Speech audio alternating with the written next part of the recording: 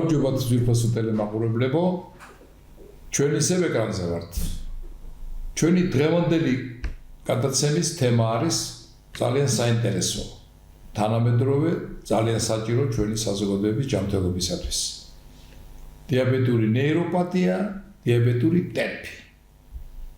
როგორ უნდა ვიცხოვროთ ამ გართულების გარეშე, ინფორმაციას მოგაწოდებთ და თუ ეს გართულება არის, როგორ უნდა შევეგუოთ, რომ კიდევ უფრო მეტი გართულებები არ იყოს. და საბოლოო მიზანი ამის რა არის? ჩვენი გადაცემის, რომ გაცნობოთ, რომ რამდენად მნიშვნელოვანი არის ის საკითხები, რაზეც ჩვენ ვილაპარაკებთ დღეს, რათა საქართველოში შევამციროთ ქვედა კიდურების ამპუტაციათა შემთხვევები. ანუ ამპუტაციები ავტომობილებს ძალიან ეშინიათ ამით. ამ გართულების ძალიან ეშინიათ. მთელ მსოფლიოში 1,200,000 ამპუტაციის შემთხვევებია ყოველწლიურად. მე პირადად და ჩემი თანამშრომლები ჩვენ წევრები ვართ ესეთი საერთაშორისო ორგანიზაციის, რომელსაც ქვია დიაბეტური ტერფის საერთაშორისო ასოციაცია და ასევე დიაბეტური ნეიროპათიის ასოციაციის წევრები ვართ. ჩვენი გადაცემის სტუმარი არის ექიმი ენდოკრინოლოგი, რომელიც არის თბილისის ჯავახიშვილის სახელობის უნივერსიტეტის დოქტორანტი ენდოკრინოლოგიაში თამარ მაღრაძე. ის თავიდანვე ენთუზიასტი იყო ამ დარგის სტუდენტობის დროს, ძალიან შეუყვარდა ენდოკრინოლოგია და მის შემდეგ სულ იმძვის ამასთან დაკავშირებით, რომ აიმაღლოს ცოდნა, ბევრი საერთაშორისო შეხვედრის წევრი არის, ექსპერტებთან გამოსული არის, დახელოვნებაშიც საერთაშორისო შეხვედრებზე ბევრი სერტიფიკატი აქვს აღებული ამასთან დაკავშირებით და ეხლა მუშაობს კერძოდ ისეთ დარგში, რომელსაც ქვია ენდოკრინოლოგია, მაგრამ აქ პატარა ესეთი შტუარი ენდოკრინოლოგიიდან, ენდოკრინოლოგიის დროს ტერფს იმდენი დარღვევები აქვს, რომ ამ დარგს, რომელიც სწავლობს ტერფის ჯანმრთელობას, მოვლას, ყველაფერს, რეკომენდაციებს, პროფილაქტიკას, მკურნალობას, ქვია პოდიატრია. პოდიატრია. არა პედიატრია. პედიატრია ეს ბავშვების დარგი არის და პოდიატრია არის სწორედ ტერფის მოვლის დისციპლინა. ახლა კიდევ დაუბრუნდეთ ამას. ამპუტაციათა რაოდენობა არის 1,200,000 მსოფლიოში და გეგმარი რომ შემცირდეს 50%-ით. ჩვენ საქართველოს მონაწილეობთ ამაში. ასევე ჩვენ კოოპერაცია გვაქვს სხვადასხვა ევროპული ქვეყნის სპეციალისტებთან. ყოველწლიურად არის ასაკურია პატარა შეხვედრები მრავალი თანაც მსოფლიოში, როგორც ევროპაში, ასევე ამერიკის შეერთებულ შტატებში და აზიაში. ყველას თავისი გზა აქვს. საიდან იწყება ანბანი ამის? თავარი არის დიაბეტის მოვლა. ვინც მოვლილია თავიდანვე დიაბეტით, მე წინა გადაცემებში ხშირად მithქვამს ამასთან დაკავშირებით, მას არაფერი გართულება არ ელოდება. გაუთულებელი დიაბეტი არ არის არც ცხოვრების ხარისხის დამდგუნავი, დამაკნინებელი და არც სიცოცხლის ხანგრძლივობის შემომცირებელი ფაქტორი. პირიქით, დიაბეტიანი ავტომობილი, ვისაც მოვლილი აქვს დიაბეტი, დიდხანს ცოცხლობს. აი, ვისაც მოვლილი აქვს და განსაკუთრებულია გენეტიკური ფორმები აქვს, ისეთი რომ ადრეულად ემართება დიაბეტური ნეიროპათია, მათ ემუქრებათ სწორედ ეს ამბავი. არისტოტელეს ნათქვამი აქვს, რომ აუცილებლად არის საჭირო დროზე მოვლა ყველაფრის. და ჰიპოკრატე დაამატებდა, რომ ადამიანის ორგანიზმი არის ყველაზე ბრძენი. ბრძენია ეს ყველაფერი. აი მაგალითად ინსულინ თერაპია, თუ არ ერგება ავანტყოფს ინსულინ თერაპია, ავანტყოფი ვერ აიტანს ვერ ასოდეს ინსულინ თერაპიას, უსურია. ნორმოგლიკემიას, რომელიც სასურველია რომ და ჯანმრთელობის მაჩვენებელია, ეძახიან მის აღმატებულებას. მისი აღმატებულება ნორმოგლიკემია. დიაბეტიან ავანტყოფებს სწორედ დარღვეულია გლიკემია, ჰიპერგლიკემია აქვს, მათ უპირატესად ჰიპერგლიკემია აქვს და წამლების და სხვა ფაქტორების გავლენით მათ აქვს დაბალი შაქარი, ჰიპოგლიკემიის ეპიზოდები და აი ამ დროს სწორედ ხშირად ხდება საფუძველი იმისა, რომ მათ განუვითარდეთ ნეიროპათია. რა უნდა გავაკეთოთ ელემენტალურად, აი დღეს მოვიდა პაციენტი. თქვენთან მოვიდა კაბინეტში პაციენტი, პოდიატრ კაბინეტში. რას ვაკეთებთ ჩვენ? თუ შეიძლება ის პატარა ესეთი ექსპორტი გავაკეთოთ, რა უნდა გაუშინჯოს ენდოკრინოლოგმა ავადმყოფს. და თქვენ გაიხსენებთ მე თქვენ ვისაც დიაბეტი გაქვთ ან თქვენ ახლობლებს აქ დიაბეტი ექიმთან რო იყავით, გაუშინჯეს თუ არა ქვედაკიდური ან აუცილებელი მეთოდებით. პირველ რიგში სანამ დავიწყებთ უშუალოდ თუ როგორ ხდება დიაბეტური ნეიროპათიის დიაგნოსტიკა, მნიშვნელოვანია ვიცოდეთ, რომ რა იწვევს დიაბეტურ ტერფს. დიაბეტური ტერფის სინდრომს იწვევს ბუნებრივია დიაბეტური ნეიროპათია, ეს გახლავთ დაავადებათა სინდრომთა ერთობლიობა, რომლის დროსაც ზიანდება პერიფერიული და ავტონომიური სენსომოტორული და ავტონომიური ნერვული სისტემა. მარტივად რომ ვთქვათ, რა არის მექანიზმი, ეს გახლავთ ნერვული ღეროების და ბოჭკოების დაზიანება, რასაც მივყავართ საბოლოო ჯამში ამპუტაციამდე. პირველ რიგში მე ვისაუბრებ მოკლედ თუ რა ჩივილები ახასიათებს ნეიროპათიას, რომ კარგად მიხვდეს მიხვდნენ ჩვენი დიაბეტით დაავადებული პაციენტები, რა დროს უნდა იყვნენ ყურადღებით და ფხიზლად. მინდა გითხრათ, რომ თითქმის 60-70% შაქრიანი დიაბეტით დაავადებულ პაციენტებს ვისა უვითარდებათ დიაბეტური ნეიროპათია და პირველ რიგში ყურადღებით უნდა იყოს ყველა დიაბეტით დაავადებული პაციენტი, რომ არ გამოეპაროს ყველაზე მნიშვნელოვანი სიმპტომები. ეს გახლავთ პირველ რიგში ტკივილი ქვედა კიდურებში, რომელიც უპირატესად ძლიერდება ღამის საათებში. ეს გახლავთ ჩხვლეტის შეგრძნება, ჭიანჭველების ცოცვის შეგრძნება, სიცივის ან სიმხურვალის შეგრძნება, რომელიც დღის განმავლობაში შესაძლოა შეიცვალოს რამდენჯერმე აი ამ სიმპტომების მიმდინარეობა. ამიტომ ყოველთვის იყავით ყურადღებით თუ მსგავსი სიმპტომები დაგეწყოთ. განსაკუთრებით დიაბეტიან პირებში, რომლებსაც დიდი ხნის წინ დაესვა შაქრიანი დიაბეტის დიაგნოზი. პაციენტი, რომელიც მოვა ჩვენს კლინიკაში, აუცილებლად უნდა გამოიკითხოს. ძალიან მნიშვნელოვანია სწორი ანამნეზის შეკრება, რომ ჩვენ დროულად მოვახდინოთ დიაგნოსტიკა დიაბეტური ნეიროპათიის, იმიტომ რომ დიაბეტური ნეიროპათია ყველა სხვა გართულების ერთად აღებული შაქრიანი დიაბეტზე მეტია. სიმპტომებს რაც შეეხება ეს და გამოკვლევის მეთოდებს მრავალმხრივია. დღეს ჩვენ ვისაუბრებთ სუბიექტური გამოკვლევის მეთოდებზე, რომელიც პირველ რიგში ყველა ენდოკრინოლოგმა უნდა ჩაატაროს წესით, სამწუხაროდ ამას ყველა არ აკეთებს ბევრი მიზეზის გამო და აი ესეთი ამ სუბიექტური მარტივი კვლევებით ჩვენ შეგვიძლია გარკვეული წარმოდგენა შევიქმნათ დიაბეტური ნეიროპათიის არსებობაზე. ეს გახლავთ რამდენიმე ტესტი, მე შემიძლია გაჩვენოთ პირველ რიგში ეს გახლავთ გრძნობელობის შეფასების ტესტი, რომელიც ტარდება 10 გრამიანი მონოფილამენტით. აქ ჩვენ გვაქვს ზედაკიდური წარმოდგენილი, მაგრამ პრინციპი იგივეა, რაც ქვედა კიდურზე, იგივეა შემოწმების, იგივე რაც ზედაკიდურზე, როგორც ზედაკიდურზეა. პაციენტს პირველ რიგში უნდა ვაცნობოთ თუ როგორ ხდება ტესტის წარმოება ჩხვლეტის და გასმის საშუალებით ქვედა კიდურზე მოწმდება ტემპერატურული გრძნობელობა. ეს გახლავთ ესეთი პლასტიკატის დაბოლოება, მარტივი, არ არის მტკივნეული და თავდაპირველად სანამ დავიწყებთ გამოკვლევას, პაციენტს უნდა ვაჩვენოთ თუ როგორ ხდება ამ გამოკვლევის ჩატარება. უნდა ვუთხრათ, რომ ეს არის ჩხვლეტა, ეს გახლავთ გასმა და უნდა ვუთხრათ პაციენტს რას იგრძნობს ჩხვლეტას, გასმას თუ უბრალოდ შეხებას, ან საერთოდ შესაძლოა ვერ იგრძნოს ვერანაირი ჩივილი.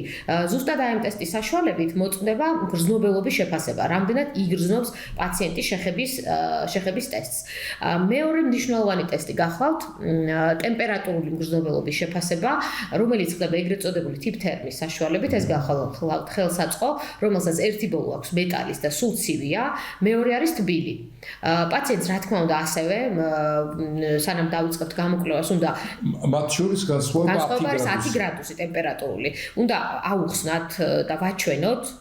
შემდგომ გუჭავს პაციენტი თვალებს და ვიწყებთ ქვემოდან ზემოთ გასინჯვას დიაბეტური ფეხების შემთხვევაში და მონაცვლეობით ვაწარმოებთ გასინჯვას და პაციენტმა უნდა გვითხრას იგრძნო თბილი შეხება, იგრძნო ცივი შეხება თუ საერთოდ ვერ იგრძნო შეხება. თუ ეს ტესტების შეხების ეს ტემპერატურული გრძნობელობის ტესტის დარღვეულია, რა თქმა უნდა ეს მივხვდით რომ აქ ნეიროპათია იქნება. მესამე ტესტი ეს გახლავთ ვიბრაციული გრძნობელობის ტესტი.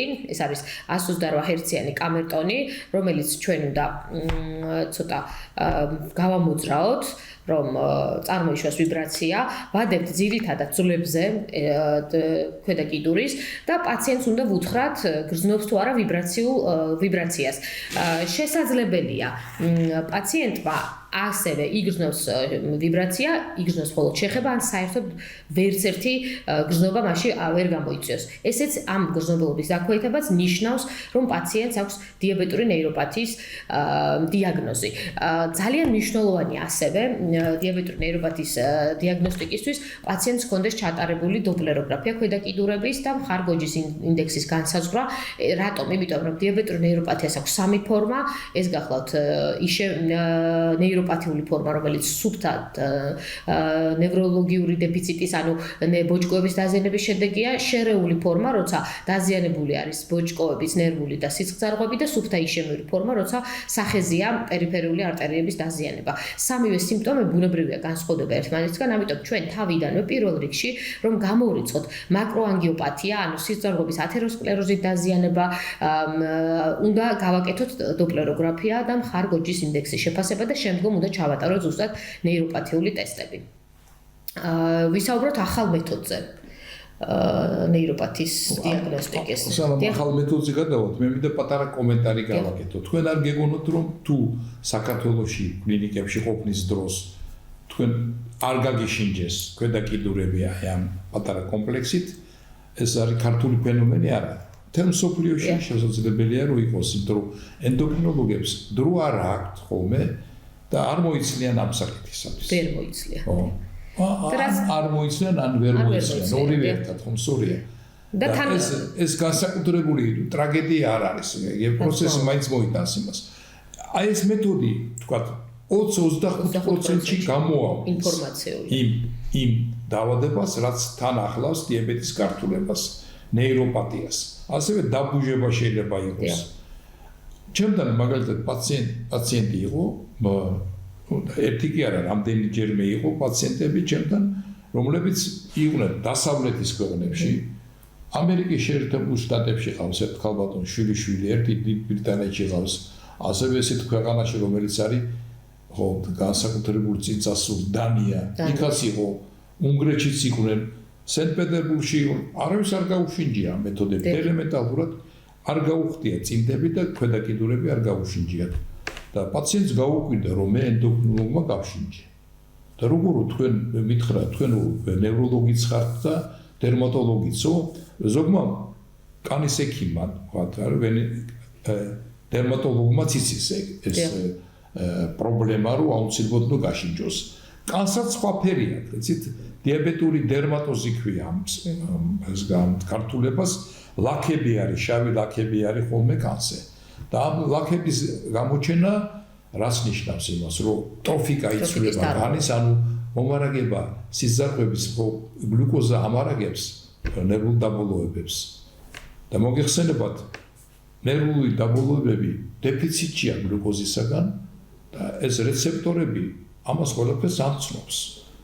მაღალი შაქრის შემცველობა გლუკოტოქსიურობას იწვევს.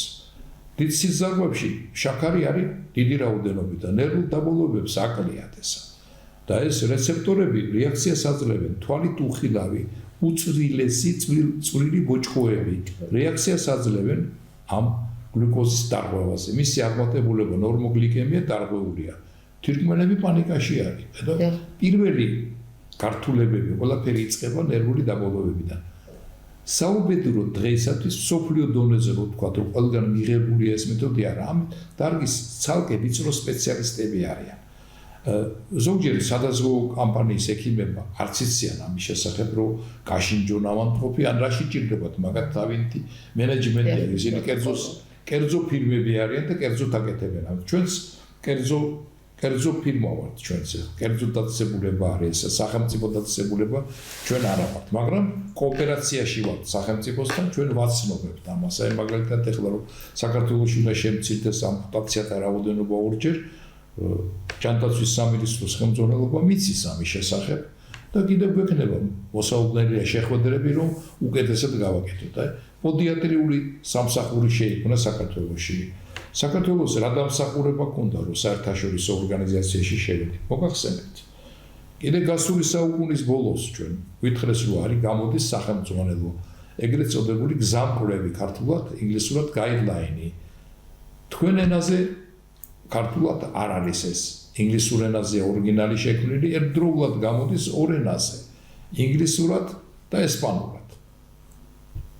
აი იღებთ ამას ვალდებულებას თქვენ თავზე რომ ამას გადათარგმნით, ჩვენ გადავთარგმნეთ. უკვე კარგი ხალხის, სანდო ხალხის სახელი მოიპოვეთ და ეხლა ყოველთვის ვართ მათთან ერთად. ქართული ენა იყო 26 ენა გაიდლაინებს შორის.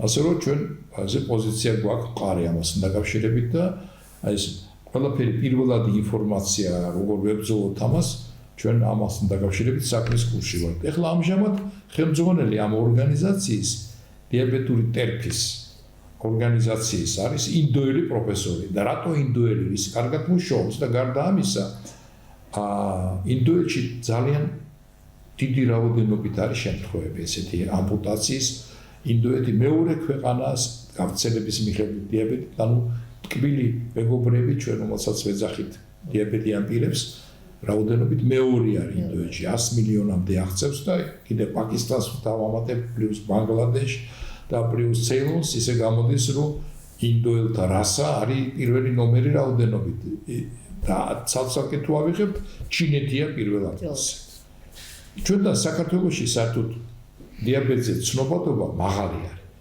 მაგრამ ამან არ უნდა დაგვამშვიდოთ ჩვენ ჯერ კიდე 20 წლის წინ ჩავატარეთ კონფერენცია საქართველოს დიაბეტური ამ კატასტროფის გარეშე ამპუტაციის გარეშე საქართველოს ერთის მხრივ ფანტასტიკის სფეროდან არის მაგრამ მეორე მხრივ თუ კარგად ჩავწვდებით ჩვენ გაიდლაინების შინაარსს და იმ მიმართულებებს იმ მესეჯებს რაც არის იქ წერია რომ ჩვენ ბოლომდე უნდა შევინარჩუნოთ და ვიბრძოლოთ ქვედაკიდურების შენარჩუნებისათვის აი ეს არის თავარი ეხლა გადავიდეთ ახალ მეთოდებზე ბრძანეთ თქვენ ახალი მეთოდები ეს ბუნებრივი ეს აუცილებელი არის აი ეს მეთოდები ელემენტარული გაშინჯვიშას მაგრამ ცალკე არის კიდე ახალი ტექნოლოგიები ყველა სხვადასხვა გზით მიდის ხო იცით საბოლოოდ ჩვენი მიზანი რა არის რომ ამპუტაციათა რაოდენობა შევამციროთ აი ამით ფასდება ყველაფერი სახელმწიფოში სადაც ამპუტაციებია დიდი რაოდენობით და სხვათაშორის ამპუტაციის მიზეზი მსოფლიოში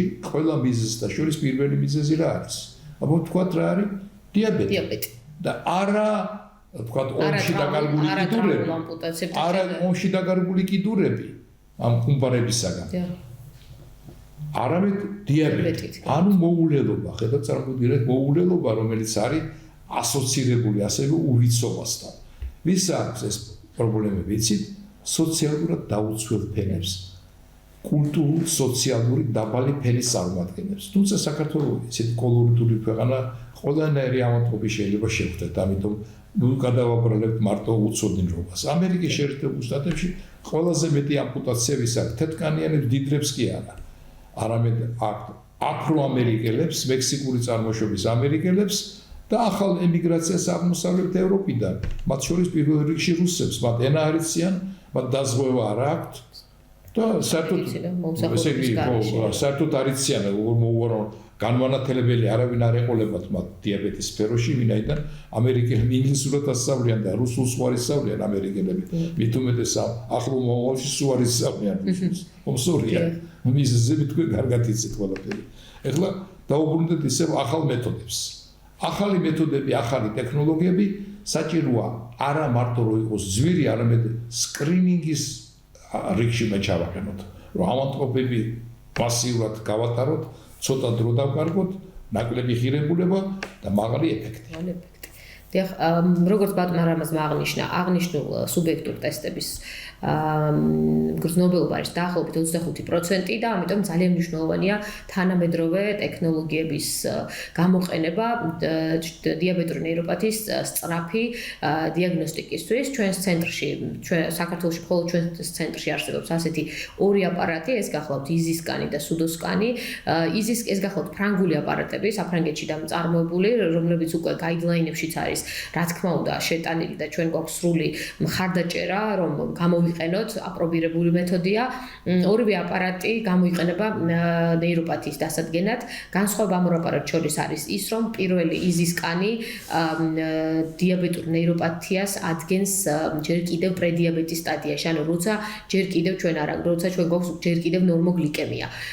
და ეს ძალიან მნიშვნელოვანი რამ გახლავთ, იმიტომ რომ ჩვენ უკვე პრედიაბეტის სტადიაში შეგვიძლია სწორად მართოთ და ნეიროპათია და ავიცილოთ რა თქმა უნდა ამპუტაცია.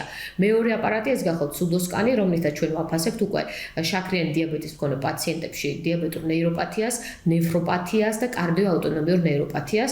ეს გახოთ ძალიან მარტივი ტესტი, სულ არის 3 წუთიანი, გახლავთ არაინვაზიური და არ მოითხოვს პაციენტის სპეციალურ მზადყოფნას. რაზე არის დაფუძნებული მექანიზმი ამ აპარატების? ეს გახლავთ საუფლე ჯირკვლების, მოკლე ნერვული ბოჭკოების ინერვაციის ხარისხის განსაზღვრა. სწორედ ამ აპარატით ხდება ამ ინფორმაციის მიღება 3 წუთიანი პროცედურით და ეკრანზე მივიღებთ იმ სრულყოფილ ინფორმაციას პაციენტის მდგომარეობის შესახებ, თუ რა სიმძიმის ნეიროპათია აქვს, რომელი სახის ნეიროპათია, რამდენ ხანში იქნება საჭირო შემოწმება, შემდგომი კვლევა, არის თუ არა საჭირო დამატებითი სხვა ნეიროპათიული ტესტების ჩატარება და ასე შემდეგ. არის ძალიან ინფორმაციული და ძალიან საჭირო ტექნოლოგია. ასევე ამ აპარატით შეიძლება სხვა ნევროლოგიური პათოლოგიების დიაგნოსტიკა, ეს არის გილენ-ბარენს სინდრომი, ეს გახლავთ სხვა ბეჯგუფის დეფიციტით გამოწვეული ნეიროპათიები და სხვათა შორის ჩვენ ბოლო წელია აქტიურად ვიყენებთ პოსტკოვიდურ ნეიროპათიების დიაგნოსტიკისთვისაც.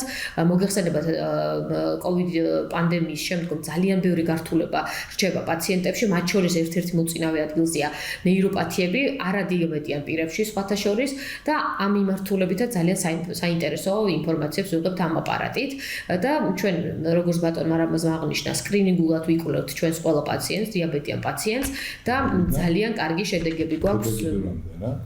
დიახ, ორივე კიდურის, ზედა და ქვედა კიდურის კვლევა ხდება. და არა მარტო ქვედა კიდურების და ორივე კიდურიდან ვიღებთ ინფორმაციას და ეს ძალიან საინტერესო პროცესია, არის ძალიან ესეთი მაღალი სანდოობით ხასიათდება, იშვიათია ძალიან გადახრები ამ აპარატის, იმიტომ რომ ჩვენ ყოველ თვიურად ვაკეთებთ კონტროლს ამ აპარატის და ამიტომ მისი პასუხები არის ძალიან სარწმუნო. და დინამიკაში თავარია დინამიკაში ცვლილებას აჩვენებს. ეს გაუარესება არის, თუ გაიყინა პროცესი, თუ პროგრესია, პირიქით გაუმჯობესება. და ძალიან საინტერესო აპარატია და ჩვენ აქტიურად ვიყენებთ უკვე რამდენიმე წელი, 2017 წლიდან. გვაწვდის ძალიან სწრაფ, ზუსტ ინფორმაციას და რაც თავარი არაინვაზიურს და არც ძირად ღირებული კვლევა არ გახლავთ, ამიტომ ბევრ პაციენტს შეუძლია. უცხოეთში სასვლა არ დაჭირდება. უცხოეთში არ სჭირდება. აჭირდება. ჩვენ მზათავართ მოვისმინოთ თქვენგან საინიციატივო წინადადებები, როგორ შევამციროთ ამპუტაციათა შემთხვევები საქართველოში. ასევე მზათავართ მოვისმინოთ ექიმებისაგან, თუ ვინმე სჭირდება დამატებითი ინფორმაცია, მზათავართ რომ მივაწვდინოთ ეს ინფორმაცია. ხო, სურვილი. რა თქმა უნდა. ბუნებრივია, ეს ერთი მხარე არის ძირითადი მიმართულება დიაბეტის კარგად მოვლა. ამ პროცესში რა არის? ცხოვრების ჯანსაღი წესი. სიგარეტის წევრებს გაგახსენებთ კიდევ ერთხელ, რომ ქვედა კიდურებზე ინერვაციაც ესე იგი მალე ვერდება, ქრონიკული იშემია აქვთ მათ და ასევე სიზარღვების გადაგვარება ხდება. მათი სიზარღვები ქვედა კიდურზე ემსგავსება ფერფლიან მასას და ვერც ვერაფერს ვერ უძლებს ეს გამიგეთ. და აქედან გამომდინარე საშიშროება არის ცალკე სიგარეტის მოწევა. სიგარეტს უნდა დავანებოთ. ჩვენ ვერაფერს ვერ დავგვირდებით. ინტენსიური მსმენელებმაც უნდა იცოდნენ, რომ ბევრის დალევა არ ვარ და აგერ ჩვენ არ ვიცახით, რომ სულ არ დალიონ. აგერ კარგი მაგალითი არის სამხრეთ ევროპის ქვეყნებში, სანაპიროზე, ხმელთაშუაზღვის სანაპიროზე, ესპანეთი, საფრანგეთი, იტალია, ყველაზე დაბალი მაჩვენებელი აქვს ათეროსკლეროზის, ფრანგებს დაბალი მაჩვენებელი აქვს შაქრიანი დიაბეტის გავრცელების და ისინი ზომიერად სვამენ. ალკოჰოლის მონელებას რა უნდა? ერთი ულუფა ალკოჰოლი 2 საათის განმავლობაში. ისინი რაოდენობით ქართველებზე მეც სვამენ, მაგრამ ესეთი რაოდენობით როა ბევრი დალიონ და ყოველდღე აი ეს დათრობა, სათუთი დათრობა ითვლება ცუდთვისებად. ამიტომ ჩვენ საქართველოში ადრე ქართველებს არ ცალობდათ ბევრი სადღეღებისათვის. ერთ-ორ სადღეღებს დალებდნენ ადრე, მერე ცოტა უფრო მოიმატა, შუა საუკუნეებიდან დაიწყო ცოტა გადახრილი, დეგრადირებული ეს ტრადიციები, რომ სუფრაზე მეტროს ატარებენ. ეხლა ჩვენ სუფრამ სხვა საკვირველი ფერი მიიღო და უფრო კულტურა ჩაება ამასთან დაკავშირებით და ბავშვების გაზრდაც და კარგი სადღეღების ფსიქოთერაპია არის, მაგრამ დიაბეტურ ტიპს ეს არ მოუხდება. ნამდვილად არ მოუხდება, ამიტომ დიაბეტიანი უნდა ერიდონ ამას. ეხლა წამლები, ჩვენი წამლები რა არის? ამ ინსულინის პრეპარატების და ტაბლეტების გარეშე ამის ხელოვნება უნდა იცოდეს. ყველა ექიმმა უნდა იცოდეს ენდოკრინოლოგმა, მე პირველ რიგში ენდოკრინოლოგი გავს ხედელობაში, αλλά როდესაც მე ვიტყვი ოჯახის ექიმი შესაძლებელია თუ ის ადრე იყო ენდოკრინოლოგი ან კარდიოლოგი, შეიძლება უფრო აქტიური იყოს ამასთან დაკავშირებით. ჩვენ ავადმყოფებს შეიძლება ნევროლოგს გავუგზავნოთ, შეიძლება არ გავუგზავნოთ. იმიტომ რომ დროში მოიგებთ ნევროლოგები, ჩვენთან ნევროლოგიური სკოლა ძალიან კარგია, კარდიოლოგიური სკოლა ძალიან კარგია. თუ ავადმყოფს სჭირდება, ჩვენ არ დავიზარებთ ამას და ორივეს გავუგზავნოთ. ორივე ასოციაციებთან ძალიან კარგი დამოკიდებულებობა და არც ერთ ასოციაციასთან ჩვენ მონათესავე სამედიცინო ასოციაციებთან არ გვაქვს დაძაბული და პირიქით სამუშაო და ეს არ გეგონოთ რომ ყველა ქვეყანაში ეგრე არის, ქვეყანაში არ არის. მე არ მინდა დავასახელო ეს ქვეყნები ძალიან ავტორიტეტული ქვეყნებია, არ გეგონოთ რომ ვიღაცას ვაკნინებ მე მათ გარეშე. თვითონ მოყვნენ გავუშვი, თვითონ სიზნელები რაც აქვს, მე არ მინდა ჩავერიო მაგათთან დაკავშირებით, ჩემი კეთილი ტაქტის გამო. შემდეგი წამალი რა უნდა იყოს დიაბეტის მოვლის გარდა, უნდა იყოს ესეთი წამლები, რომელიც რეგისტრირებული არის და მიღებულია ფართოდ საერთაშორისო საზოგადოების მიერ. ალფა-ლიპოის მჟავაც უნდა მიიღონ პრეპარატები ავადმყოფებმა. ეს არის უკვე პათოგენეზური მკურნალობა. ბეჯგუფის ვიტამინი. ბოლო პერიოდში დ-ჯგუფის და ვიტამინი D საერთოდ ყველა უნდა გაიშინჯოს. საქართველოში ორჯერ უნდა გაიშინჯოს წელიწადში მინიმუმ. ზამთრის წინ და ზამთრის შემდეგ. მონაცემები დასტურდება რომ ნეიროპათიის ერთ-ერთი გამოწვევია დეფიციტი. დიაბეტის გამოწვევიც არის და ნეიროპათიის გამოწვევიც არის. ჭარბიოფლიანობაც ისის და ტკივილებიც ისის და მალე დაღლაც. ასე რომ რაღაცა განსაკუთრებული პერსონალური თვისება არ არის მისი, მაგრამ შესაძლებელია თქვენი ეჭვი გამართდეს და შევავსებთ ვიტამინ D ორგანიზმად აღარ ექნება დეგაბავი და თქვენ თვითონ დარწმუნდებით. ასევე მნიშვნელოვანი მიღება ამ პრეპარატების ადვილი არის. დიახ. მართალია ხანგრძლივი უნდა იყოს და უნდა შევაფასოთ ეს პრეპარატი. როგორც კლინიკურად სიმპტომები თქვა იგივე ეს კიდურის დაბუჟება, შემცივნება, ტკივილი, როგორ იქნება ამ პრეპარატზე ხანგრძლივი მოხმარების შემდეგ ერთი დოზა არის სამკურნალო დოზა, მეორე ამ ალფა-ლიპოიზჟავის არის ინექციებიც არის ინტენსიური მკურნალობისათვის და მეორე პროფილაქტიკური დოზა. ეს დოზები არ უნდა აგვერიოს. ასევე ამ პრეპარატების მიღება, აი ამ ალფა-ლიპოიზჟავის არის საჭირო ჭამამდე ნახევარი საათით ადრე მაინც მიღება. გადასხმები 10-15 წუთი არის. ტურბუქვი ამ გადასხმას ძალიან ადვილად ხდება ეგ ამბავი, არავითარი გართულება არ არის, არავითარი შერევა არ უნდა ფიზიოლოგიურ ხსნართან. ახლა ამას რატო ვამბობ მე? იმიტომ რომ ზოგიერთს უყვარს ესეთი ვარიანტი, უფრო შორეული გზა, უფრო გაძვირებული, მე გეუბნებით ძალიან მარტივ ფორმულებს, რომ ისაღები იყოს. ამას შევაფასებთ. კლინიკური სიმპტომები გაივლის. მე როგორ ხდება, იცით? ამ პროცესს თან ახლავს ასევე ქვედა კიდურების სიცხე. სიმხურვალის შეგრძნება აქვს და აუტანელი ღამე არ აძინებს ამ ხალხს. და სიმხურვალის როდის არის, იცით, დაბუჟების მერე მოდის და მერე მოდის გაციება. ამიგეთ გაციება უფრო მძიმე არის. და მერე მოდის პროცესი, როდესაც გზნობილობა საერთოდ არ არის, არც სიმხურვალეა, არც გაციება კიდურების გადაცივება არ არის. და ამ დროს თუ ვინმესთან მოხდა ნეიტრალურ ექიმთან, რომელიც აზრი არ არის დინამიკაზე, ამ სიმპტომების დინამიკაზე, მიწეს თავის თავზე. აი მე ხედავ კარგი პროგნოზია ამათქოს არავითარი ჩივილები არ აქვს. აი ჩემთან მოსვლამდე მას ჰქონდა სიცივე, ახლა არა. და მნიშვნელოვანია ძალიან ამ დროს ყურადღება პაციენტის და რა თქმა უნდა ექიმის, იმიტომ რომ ტკივილის გაქრობა არ ითვლება კარგ პათოგენურ ნიშნად. ეს ნიშნავს რომ უკვე ნერვულმა ბოჭკოებმა დაკარგეს ფუნქცია. ანუ მოკვდა ნერვული უჯრედები და ეს არის ცუდი ნიშანი, პროგნოზი. და რაც მთავარია, შესაძლოა დავამატებ ბატონ რამას დაგჭირდეს ტრიციკლური ანტიდეპრესანტები, გაბაპენტინი, ანუ ეს ტკივილის კუპირებისთვის ეს ძალიან მნიშვნელოვანია და ამიტომ არ შეგიშინდეთ თუ ასეთ მედიკამენტს დაგინიშნოთ პაციენტი. სამწუხაროდ დაახლოებით დიახ, პაციენტმა თვითმკურნალობა დაუშვებელია, იმიტომ რომ ძალიან ცუდ შედეგამდე მივალთ. საყურადღებოა ფაქტი რომ მხოლოდ 30-50%-ში ხდება ტკივილის შემცირება. 30-50%-ით ხდება ტკივილის შემცირება, სრული შემცირება აი ამ სიმპტომების არის ძალიან რთული. ზოგ შემთხვევაში შეუძლებელი, მაგრამ ეს ძალიან ბევრს ნიშნავს პაციენტებისთვის და მეთანხმება ყველა პაციენტი, ვისაც ჰქონია მსგავსი ჩივილები, რამხელა შვება თუნდაც 30%-ით შემცირება ტკივილების. და რაც თავარია, პაციენტები უნდა იყვნენ ყურადღებით, ყოველთვის აწარმოთვით და დაკვირვება, შეამოწმონ ტერფები, ყოველი ბანაობის დროს ჩაიცვან კომფორტული ფეხსაცმელი, რომ მოხდეს ნაკლებად ტრავმირება, იგივე უცხო სხეულის შერჭობა, ფეხსაცმელში რაიმე უცხო ნივთის არსებობა, რაც იწვევს ზუსტად მერე დიაბეტურ წყლულებს და მივყავართ ამპუტაციამდე. ახლა ხო პირდაპირი ინტერესი გვაქვს ჩვენ, თქვათ შეგვიძლია დირექტივა მივცეთ პირდაპირ სამედიცინო. და ასევე ჩვენ ვფლობთ ინფორმაციას, რაც არის დამატებით. დამატებითი ინფორმაცია რა შეიძლება იყოს? რო წარმოგიდგენიათ, რომ ავადმყოფებში შეიძლება იყოს ზოგი ავადმყოფი, რომელიც ვერ ხედავს.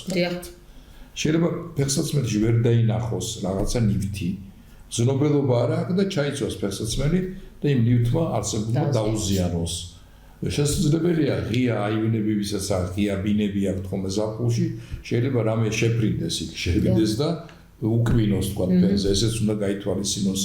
წინდებს აქვს მნიშვნელობა თუ არა, არის სპეციალური წინდები, რომელიც არ აოფლიანებს კიდურს, ასევე ის არ არის ბაქტერიოციდური არის და არ აქვს ბაქტერიების გამრავლების თვისება, არ აშრობს კანს, რომ კანის გამოშრობა ხდება და კანის გამოშრობა წინის რას იცით, მერე შემდეგში შეიძლება გასხდეს კანი, ჰიპერკერატოზივით დაკარგოს და ხდება მერე ახალი ფენის წამოსვლა. ამ ფენას მერე მოერგება ინფექცია, მერე კიდე ახალი ფენა წამოვა და დაკოჟრილი ფეხებით არის რამდენიმე სართულიანი და შიგნით შეიძლება ღრმად იყოს და რაღაც პატარა რაოდენობით თუ არის ჩირკი, ვერც კი იგზნოს ავადმყოფმა. ეს პროცესი ძვალზე შეიძლება გადავიდეს და მერე ერთჩვენიან დღეს ფეხს წამოყრავს რაღაცას, დაიზიანებს, ტრავმას მიიღებს, და იღზობს ფეხს ან რაღაცა და ეს უკვე წავა უკვე გლობალური პროცესი ძვალზე და მერე შემდეგში ყველაფერი ძალიან ძვირიჭდება. როცა ადრე ყველაფერის გაკეთება შეიძლება. ამისათვის არის კრემები, დამატენიანებელი, დამარბილებელი კრემი არის. ეხლა მე დამავის და მომეტანა შეიძლება ვაჩვენოთ. შეიძლება ჩვენთან გამოივიდეთ და გაჩვენებთ ამას ყველაფერს როგორ ხდება მუდმივად. არ არის სავალდებულო დიაბეტი ქონდეს ადამიანს, შესაძლებელია რომ ესეთი კრემები წაისვას იმ ქალბატონებმა, იმ ბატონებმა, ვისაც აქვს მშრალი კანი. ჰიპერკერატოზი. ჰიპერკერატოზი მით უმეტეს რო აქვს. აუცილებელია. კანს აუცილებლად მოვლა უნდა. აი ხედავთ ამ დიაბეტური ტერფის მოვლის ხრივ რამდენი სპეციალისტი აქვს ჩაბმული. ერთი პირველი ენდოკრინოლოგი, შესაძლებელია ნევროლოგიც იყოს, მათ გვერდზე პოდიატრისტი, სისხლძარღვთა სპეციალისტი, არა, ანგიოლოგი, სისხლძარღვთა დერმატოლოგი, რადიოლოგი, რომელიც ულტრასონოგრაფით განსაზღვრავს ამას და პროფესიონალი ენდოკრინოლოგი. შემდეგში თუ ოპერაცია დაჭირდა, ხირურგები ჩაებებიან ამასთან დაკავშირებით. შეიძლება ასევე სტენტები ჩაიდგას სისხლძარღვაში, თუ მომარაგება ცუდი არის, ფეხი უცივდება, კატასტროფის მოსალოდნელი არის, კატასტროფის ტოლფასი არის, სტენტირებას ჩაუდგამენ ჩვენი ანგიოხირურგები. ისინი ძალიან განათლებული და კარგი მონდომებული ხალხია, ყველაფერი კეთდება ამას. არის კიდეც ცალკე გვერდზე არის ჩირქოვანი, ამიგე გართულებები, ქვედა კიდურების, რომელსაც მოვლა უნდა. ჩვენ ამასთან დაკავშირებით ჩვენ ენდოკრინოლოგები მონაწილეობას ვიღებთ როგორ? დიაბეტს ვებრძვით, აუცილებლად ინსულინის პრეპარატებზე უნდა გადავიდეს ეს ავადმყოფები და ინსულინ თერაპია, ბუნებრივია თქვენ კარგად იცით, პროფესიონალ ენდოკრინოლოგს მიღავს. ყველა ენდოკრინოლოგმა არის ის და არც უნდა იცოდეს, ვერ მოვთხოვთ ჩვენთან სოფლიოში ესე არის. იმიტომ რომ პროფესორები დაყოფილი არიან მეცნიერულ ნაწილში ლექციებს კითხულობენ, მეცნიერებას აწარმოებენ ექსპერიმენტები, მათ არ იციან ეს ამბავი. აქ სპეციალურად ცოდნა უნდა იყოს ასოცირებული ინტენსიურ მკურნალობასთან ინსულინ თერაპია, ყველაფერი თავიდან ბოლომდე უნდა იცოდნენ. როგორც მარცხნიდან მარჯვნივ, ასევე მარჯვნიდან მარცხნივ, ყველაფერი უნდა იცოდნენ. ასე რომ უნდა კითხულობდნენ ევროპულ ტექსტსაც და არაბულსაც არა. არ უნდა იყოს ლიმიტირებული ცოდნა, მათი ცოდნა არ უნდა იყოს, და მნიშვნელოვანია განათლო პაციენტები, ასწავლოთ ყველაზე მნიშვნელოვანია პაციენტთა განათლება, იმიტომ რომ დიაბეტი იქნება სულ მოხუცებულს, რომელსაც არ ესმის და მარაზმი აქვს, მეხსიერება აქვს დაკარგული, ოჯახის წევრები მიიღოს. ახლა ჩვენთან თბილისში ჩვენ შევქმნით 1 ცენტრი პოდიატრიული, ასევე რეგიონებშიც არის ცენტრები პოდიატრიული და ადგილობრივ ეს საერთაშორისო ფონდის წყალობით მოხდა ამის გაკეთება, ყველაფერი ავეჯი იყიდეს მათთვის, პატარა აპარატურა იყიდეს, ცოდნა მისცეს საშუალო პერსონალს და ადგილზე რაიონებში გუბერნატორებმა მერება ხელი უნდა შეუწყონ ამ ახალი დარგის განვითარებას. ყველაფერზე მითითებას ჯანდაცვის სამინისტრო ვერ მიცემს. ხომ სურია? ამერიკის შეერთებულ შტატებში 59 კაცია ჯანდაცვის სამინისტროში და მათი მოვალეობა ის რაც ამერიკის კონსტიტუციის და კანონით არის დადგენილი, ამის კონტროლი გააკეთონ. სხვა რაღაცები არ ეხებათ მათ, არც კადრების დანიშვნა ეხებათ, არც კადრების მოხსნა ეხებათ, კანონის ასე იგი უზენაესობა უნდა დაიცვან. ეს არის ყველაზე კარგი მოთხოვნილება. ჩვენთან კანონი უნდა იყოს, როგორი კანონი უნდა იყოს, რომ ვინ არის პასუხისმგებელი ამ დიაბეტურ ტერფზე, ვის რა პასუხისმგებლობა ერგება და ეს უკვე უფრო ადვილი იქნება. შედეგი გქონდა უნებრივია. ჩვენ წარმოგიდგენიათ, ყველა ქვეყანაში ვიცით თითქმის აი ვინც ენთუზიაზმით მუშაობს. თუმცა ყველა ქვეყანა არ არის წევრი ამ საერთაშორისო დიაბეტის ტერფის ასოციაციის. არ არის ყველა ქვეყანა. ამ ყოფილი საბჭოთა კავშირიდან ჩვენ 4 ქვეყანა ვართ წევრი, მეტი არა. 4 ქვეყანა. და რა შეეხება ნეიროპათიას, 2 ქვეყანა არის წევრი ამ ასოციაციის. იმიტომ რომ იქ როგორ არის, იცით, ვიღაცა სურვილი აქვს რომ შევიდეს, ეგრე არ არის. იმათ უნდა შეგაფასოთ თვითონ. მოთხოვნებს უნდა ამყოფილებდე.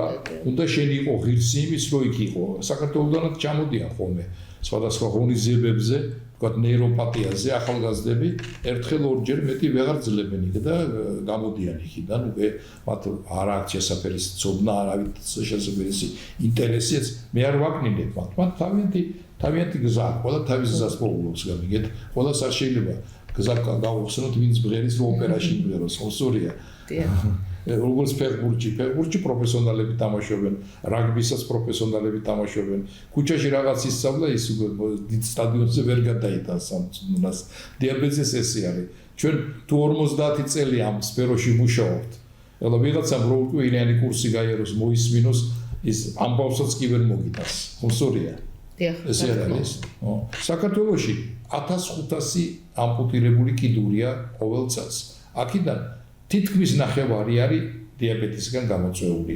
ანუ ისე გამოდის, რომ 4 დღეში 3 ამპუტაცია ხდება. ესეც არ უნდა ხდებოდეს. ერთი ამპუტაციაც არ უნდა იყოს. იმიტომ რომ ბოლომდე უნდა ვიბრძოლოთ ამასთან დაკავშირებით. ჩვენ გადაგვირჩენია კიდურები. დიაბეტური წყლულიც ისეთი ქრონიკული დაავადება, რომელიც აი ესე იგი ყოველთვის ზარ ჩამოურეკავს ამონთობს. აი წყლული გაქვს, მუდმივად და ზოგი წყლული არ რჩება. და დროზე თუ მივხედავთ, ის წყლულიც რჩება. ფეხსაცმელებსაც მნიშვნელობა აქვს, ფეხსაცმელს როგორ შევარჩევთ. ფეხსაცმელი არ უნდა უჭირდეს, ხო სწორია, არ უნდა უჭირდეს. ცოტა დიდი ზომის უნდა იყოს, წინდები უნდა იყოს შერჩეული და სიარულის კუნთების ყველაფერი უნდა გავავარჯიშოთ, იმიტომ რომ აი ესე ეგრეთ წოდებული დიაბეტი, როდესაც მოვლილი არის, სხვა არის, მოვლილი დიაბეტის დროს ხდება რა, გალდება კუნთების ამიოტროფია. და კუნთები ვეღარ იჭერს ამ ფეხებს, დაცემის საშიშროებას დიდი არის, მოტეხილობას დიდი არის აქ ამასთან დაკავშირებით. მოკლედ ყველაფერი ცუდი მოულელს ემართება. ნაკლებად ემართება მოულილ დიაბეტს ყველაფერი, ხო, სწორია. დეკომპენსირებული დიაბეტია გარანტიას გაძლევთ, რომ 12-15 წლით დიდხანს იცოცხლეთ დეკომპენსირებული დიაბეტის. პრაქტიკულად ჯანმრთელ ადამიანზე დიდხანს შეუძლია იცოცხლოს. იმიტომ რომ თავის მოვლას სწავლობთ, თავის მოვლას სწავლობთ. რამდენი ადამიანი იყო გამოჩენილი ადამიანი, დიაბეტიანი პერსონა, რა პოლიტიკოსებიდან ავიღოთ. ყველაზე დიდი სახელმწიფოს პრეზიდენტი ეზენჰაუერი იყო, მას დიაბეტი ჰქონდა. მართალია მეორადი ჰქონდა, მაგრამ ხო ჰქონდა დიაბეტი.